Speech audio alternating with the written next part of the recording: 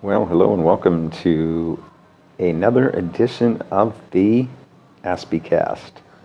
And if I was smart, I would edit that out and say episode because I'm stupid for saying edition. That's how I think. I always need to correct myself. And that relates to sort of the reason I'm so far behind in doing these podcasts on a regular schedule. I am so concerned about doing things perfectly, and I don't want to have to go through all the shenanigans of correcting my mistakes. And not that using the word addition was a big mistake, but it just makes me feel a little bit stupid and a teeny bit of shame, so I feel like I got to edit that out. Anyway, I'm launching into some goofy stuff, but this is one of the things about doing these podcasts, and maybe it's related to being at Aspie, I don't know. I'm just too scared to do it wrong, and so it takes a huge amount of brain cycles, I call it, cognitive effort, whatever, to go through all the steps of making sure I do it right, and then, of course, maybe recording it a bunch of times in a row. And then, what else? I have to edit stuff, convert it to MP3. I oftentimes have microphone problems and bad room echo because of where I'm at. Right now I'm in a sort of a concrete walled room about 12 feet by 12 feet and even 12 feet high. And so I know there's a lot of room echo. There's also a lot of noise outside, which normally I wouldn't even consider doing a podcast episode with all that noise going on. But what I've sort of decided was I better just do it JFDI. That's a term, just effing do it, to get it going, get it out there. But one thing I also want to mention, it's been about 8.5 months since my last episode, and probably the biggest reason for that is lack of motivation and lack of energy from a combination of depression and being overwhelmed with just trying to make money, because I'm sort of an independent business person. And it's really hard, because as a business owner, you have to constantly be selling and working at the same time.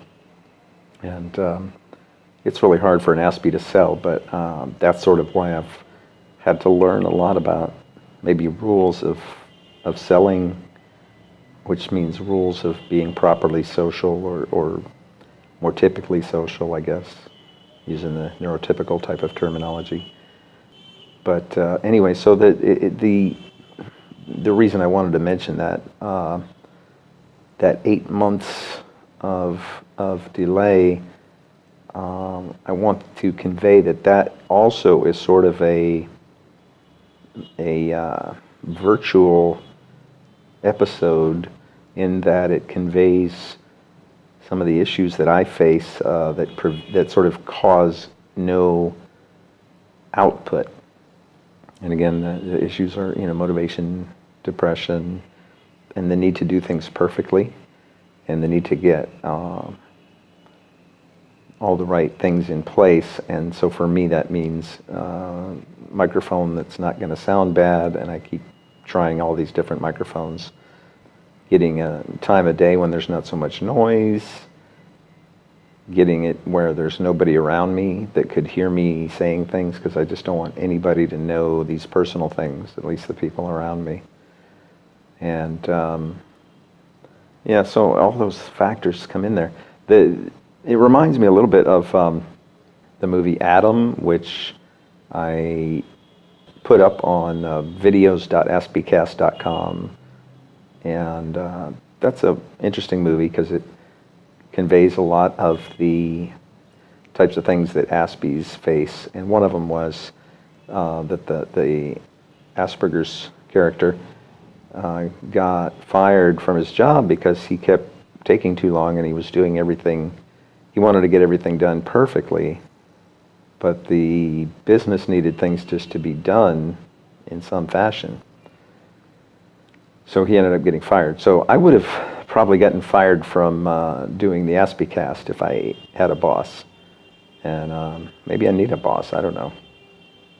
But also, just being Signal, I don't have as much motivation to do stuff, to wake up in the morning, and it's frustrating, to say the least. And so I don't mean to sound all depressing and negative, but all these things combine and cause nothing to happen. And I think that happens with a lot of my life. I'm just, unfortunately, sort of passively floating by. Even though I'm trying to do a lot of stuff, I still feel like I'm very passively floating by and not doing as much cool stuff as other people, have either done or are doing at my age. Anyways, lots of things are always coming to my mind almost every day that I feel like I want to talk about in an episode or 2 or 3 episodes. And so I've, in the past, sort of written those down, and then as my energy levels decrease, I stop writing them down, but I'm trying to start again a little bit writing them down. But I have to just get into the right place, because as I mentioned in previous episodes, it's hard to think about some of this stuff, and I have to do everything I can to keep things out of my mind sometimes. The big issue for me is that the social interactions that I've had that have gone haywire, that have been very, awkward or unpleasant for me and or the other person involved or other people involved, those cause me a huge amount of shame. And I didn't realize it. I had heard somebody talk about this maybe 20 years ago, that shame is really powerful. It's a thing that can really dog you. And I'm not sure if that's one of the core emotions. Maybe some of the psychologists out there would know. I guess there are some core fundamental feelings. I don't know if that's the same as saying fundamental emotions, but shame may be one of those, and it's so powerful. And so I face a lot of shame in some cases, where I can't even sleep. One of which happened within the last 6 months. I was at a relative's wedding, and just before the actual vows, or whatever you call it, the I do part, there's this question, does anybody have anything to say? Speak now or forever hold your peace. And I made some noise through a electronic situation that I had set up, and I thought it was really funny. But the bride was completely not amused, and apparently a lot of the other people there were completely not amused. And I think that's a friendly way to say pissed off. I'm not sure. Frustrated, depressed, disappointed. Anyway, when I found that out, I was made aware of my mistake. I hate to call it a mistake, because that's even more shameful. But for me, I don't know. I couldn't sleep that whole night. And but I realized, I've thought more about it, and what I realize is throughout my life, I've not known how to connect with people in the tangible, or I don't know what you'd call it, the result of that is I don't know what to say in a lot of situations. And that's a horrible feeling, to be wanting to connect with somebody in some fashion and not exactly know in your brain and what to say. And heck, I would say that's one of the things that makes it hard for me to even put these episodes together. Because a lot of the time, depending on my brain functionalities going on at the current time, functions, processes, that work-related usually, because I don't do much socializing. My work is sort of creative in a lot of ways, and very analytical, and I have to constantly focus on that, and I don't ever think about the social things that I ought to be doing, and things that maybe other people have as background processes, I don't know, that help, form more immediate ways of responding in certain situations. So that's a very long way of saying that because I don't really know what to say a lot of the time, I think I'm doing the inappropriate stuff to compensate because I really want to connect with people and get a rise out of people. And as I've mentioned on previous episodes, see, I just caught myself making a mistake there. Anyway, I'm not going to edit it out. I'm just trying to be real here. I get a rise out of people maybe 10% of the time, or maybe that means 10% of the people think that my inappropriate statements are funny, and that's usually good for me because it's better than 0% if I was to just try and communicate but not know what to say.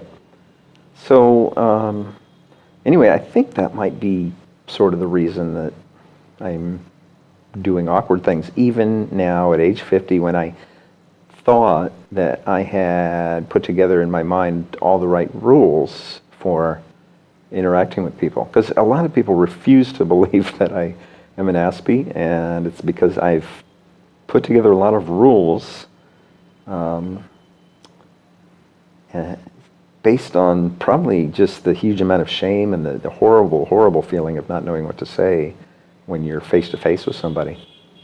And also because I used to blush when I didn't know what to say, and that made it even worse. And as mentioned in my chemicals episode, the Paxil seemed to help with the blushing a lot, and only had one blushing episode in the last 5 years, actually.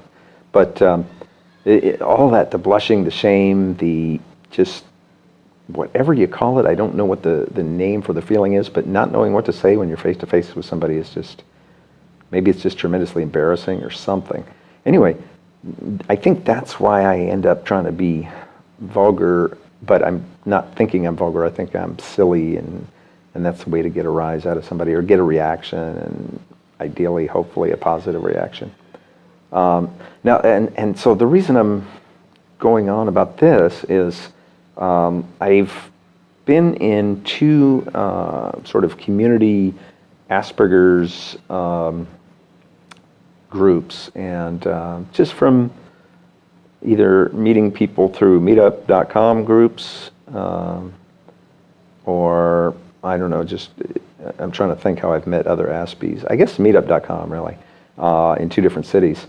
And what I've noticed, which is I think interesting, is there are some people that are quite well-spoken and very obviously respectable people, and they're Aspies, and they don't strike you as being inappropriate or vulgar or anything. But two of these people, one in DC and one in Southern California, that I've met, have YouTube channels, and they told me, hey, here's my YouTube channel. So I go on one of them, and the guy is basically doing the descriptions of that I consider more vulgar than I can even tolerate, and I think so many vulgar things are funny, but he was describing his completed bowel movements in one video in excruciating detail, and very in a very intelligent, well-spoken way. What he saw in the toilet that morning. And it was just absolutely disgusting. And the other one, a good guy also, has all these YouTube videos where he's now explaining how he pleasures himself, and I haven't even watched that one, actually. But it's kind of fun to watch. I mean, I'm a subscriber to his channel because he's interesting. But I kind of wonder if that's maybe similar. I don't know, of feeling the need to communicate, and YouTube videos, of course, is a good way to sort of connect with people, but to communicate in ways that compensate for not knowing what to say. I don't know. Just a thought. So maybe that's the reason for the inappropriate stuff. I don't know. Anyways, I do also want to first apologize for the background noise. I am in a spot again where I I don't have any real quiet around me that makes it as conducive to making a recording, but figured I ought to just effing do it anyway. But I want to mention 2 books, one of which I think I've already mentioned, and I'm not sure. But these are really relevant for me because of the not knowing what to say type of situation. The one that I'm listening to right now, and I say listening to because for some reason I absolutely hate reading. I don't know if I mentioned this on a previous episode, but when I read printed matter, I read about a paragraph and then I get reminded of something that's relevant to that paragraph, and my mind starts just wandering, and then I realize I'm supposed to be reading, and then I take the next paragraph, and my mind starts wandering again, sort of keyed by whatever I just read, and I end up taking 1 to 2 minutes per printed page, and it's just ridiculous. So I stopped, doing the Kindle book type of thing, and now I do audiobooks, and it's great. And my mind still does wander, but it is so easy to hit the rewind button a little bit and listen to it again. And I don't know, it just the information flows into me much nicer. And sometimes when the author is the narrator, which is not always, but it's really good insight into what the author's thinking. Malcolm Gladwell is my favorite as far as being the narrator. He's just such a really interesting guy when he's talking. Anyway, there's a book that I sort of came across in my usual perusal of business audiobooks on audible.com. And what I've noticed is there's a lot of books that help people in business, and especially in the sales training realm, and a lot of those are about, how do you make sure you sort of play by the social rules that are unspoken. And I think that's great, because at least great for me as an Aspie who needs to also play by social rules in order to get people to respect me and potentially trust me with their work, or trust me enough to hire me to do the kind of work that I do. And so, having Asperger's, if I didn't have this kind of thing where I'm in business for myself, I wouldn't have found how important it is to try and get around some of these handicaps that I've always felt I've had. Anyways, great book that I'm reading right now, which I'm listening to. It's called Works Well with Others by Ross McCammon, R-O-S-S, his first name. Last name McCammon, M-C-C-A-M-M like Mary, O-N like Nancy, Ross McCammon. Anyway, the little subtitle here, it says, An Outsider's Guide to Shaking Hands, Shutting Up, Handling Jerks, and Other Crucial Skills in Business That No One Ever Teaches You. And he's written it in a really funny way, and he talks about stuff that literally no one else would teach you. I mean, it's absolutely true. The interesting thing also is he talks about, a lot of it is work-related, but he's talking about the parts of work that depend on social skills. And that's definitely the case once once you get maybe up into a higher level than an entry-level job, a lot of your promotions and ability to even complete tasks depend on your ability to work with other people. And so this guy, just fantastic book, super fun to listen to. It's not narrated by him, but the narrator still does a great job with the material. And so I totally recommend this book. It can make you feel good because it sort of helps you realize that even if you're an Aspie, there's plenty of people that need to know these types of things enough so that he wrote a book. I would not be surprised if he either had some bit of, Asperger's himself. I mean, the stuff that he's describing is so right on target with what a Aspie needs to know. that, and he had to learn it, the hard way, I guess. That it's just, I don't know, I just think it's awesome. The other book is called How to Be Great at the Stuff You Hate. And that I may have talked about on a previous episode, I don't recall. That also is sort of a training type of book for salespeople. And it's narrated by a British guy, really nice to listen to. Again, How to Be Great at the Stuff You Hate. I've got both of those linked at this address called books.aspiecast.com. I think that the audio book for Works Well with Others, I couldn't find a link to that, so you have to go to audible.com to search for that. But the links that I have on the books.aspiecast.com, those are links into the Amazon store. And anyways, so that's, that's probably the only two things I want to mention right now. I've got so much other stuff that I definitely would like to discuss, but what I'm going to try to do, instead of in the past where I did an hour-long episode, which, by the way, doubled my monthly cost for podcast hosting. I thought that was fun because I went over the hour mark or the megabytes that it took for the hour mark.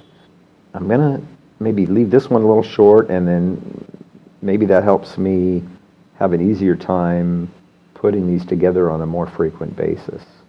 I think I do want to talk a little bit more in a coming episode about some shame I had after having some Long Island iced teas at a bar in Southern California, and then finding out people's reaction to me 2 weeks later, because the interaction I had was extremely vulgar, and I thought it was funny at the time.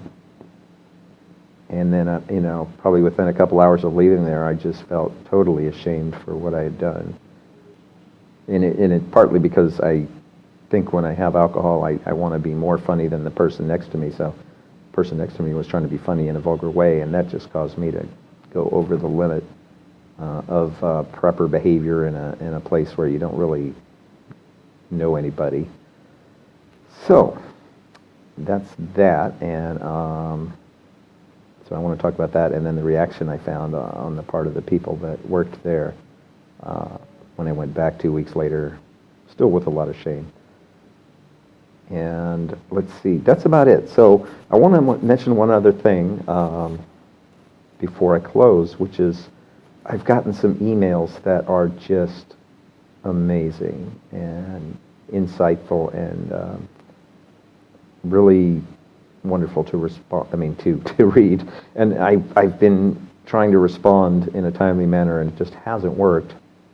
I think other people maybe face this thing where they get something that's so great they want to put in lots of effort in responding, but then other things come up, and in my case, work emergencies come up that drain my mental battery like crazy, and then all I want to do is sleep.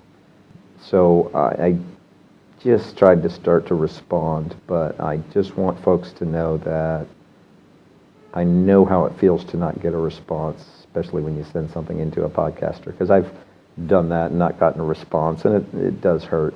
And so I'm trying to respond, but it's hard just because of my desire to do it properly, if that makes sense. And the written word, if I respond casually, it could make me look much more rude. At least that's been the case in the past. Not with the Aspiecast emails, but just in general. People just, you have to be so careful with your words if they're not in a spoken form. Of course, you have to be careful in a spoken form as well, but emails, it's just so much potential for things to be interpreted in ways that you don't imagine or don't intend, as everybody knows. So I just want to say thanks so much to all the folks that have sent emails and really encouraging, and probably is very much related to the reason that I finally said, look, I got to just not worry about being perfect, and I'll just do this next episode. And the funny part is I recorded what I thought was this episode 7:30 in the morning after I had just woken up about 3 days ago.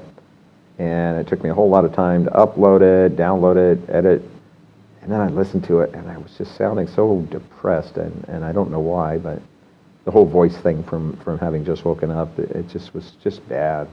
So I just decided to chuck that, even though I had put at least an hour into it. That, I don't know.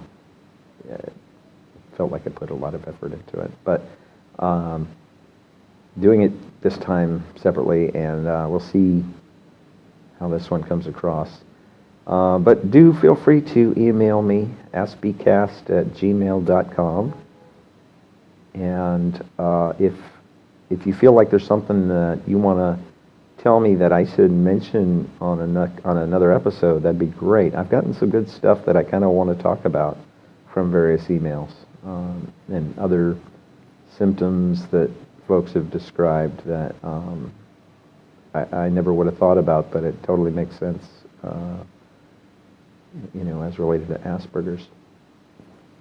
So anyway, yeah, feel free to email me anytime, aspiecast@gmail.com, and I definitely read and definitely appreciate all of them. I just may not be able to respond in a timely manner, so I apologize for that. Okay. All right. Well, let's see how this goes. I'm going to upload it shortly, and I thank you for listening, and hopefully I'll blab at you next episode. Thanks a lot for listening.